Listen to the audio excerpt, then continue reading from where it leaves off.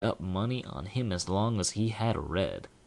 Smiley was monstrous proud of his frog, and well he might be, for fellers that had traveled and been everywheres all said he laid over any frog that ever they see.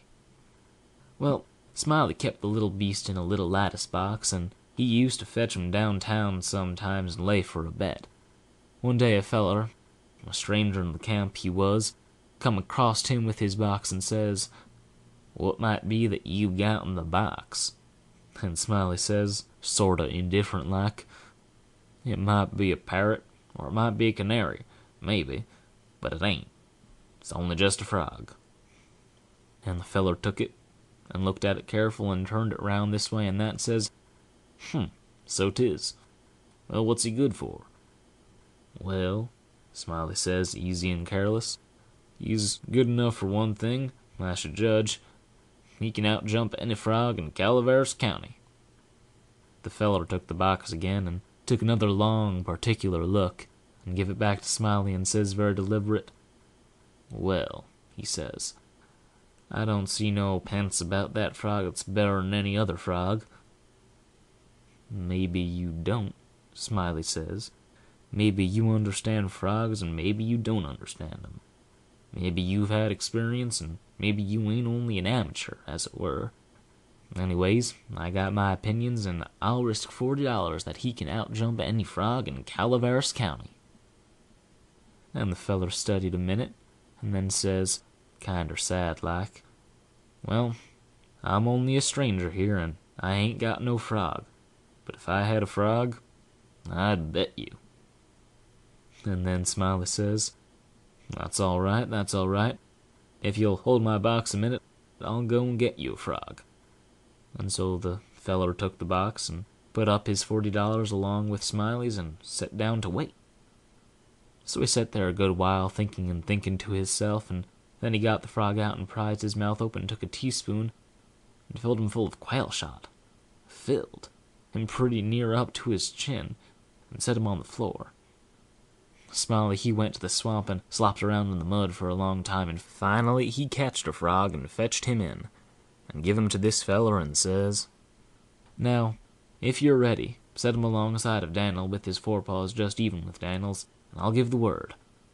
Then he says, "1, 2, 3, get!"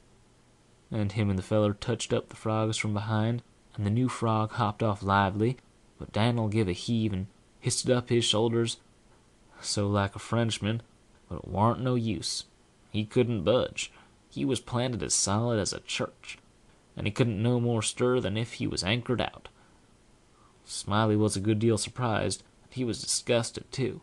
He didn't have no idea what the matter was, of course.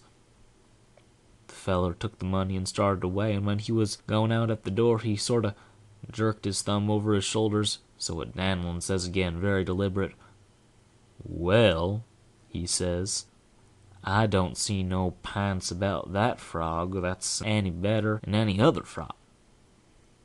Smiley he stood scratching his head and looking down at Daniel a long time, and at last says, "I do wonder what in the nation that frog throwed off for. I wonder if there ain't something the matter with him.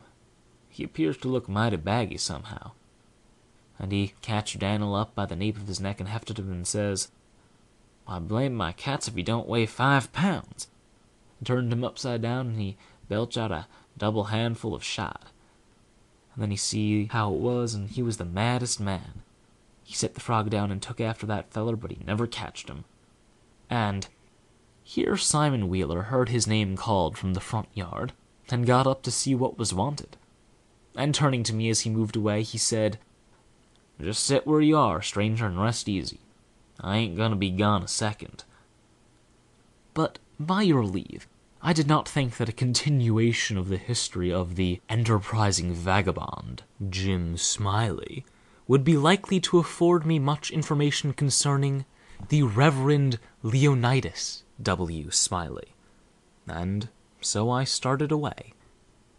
At the door I met the sociable Wheeler returning, and he buttonholed me and recommenced. "Well, this yer Smiley had a yaller, one-eyed cow that didn't have no tail, only just a short stump like a banana, and—" However, Lacking both time and inclination, I did not wait to hear about the afflicted cow, but took my leave. End of the celebrated jumping frog of Calaveras County. Recording by David Fetterman.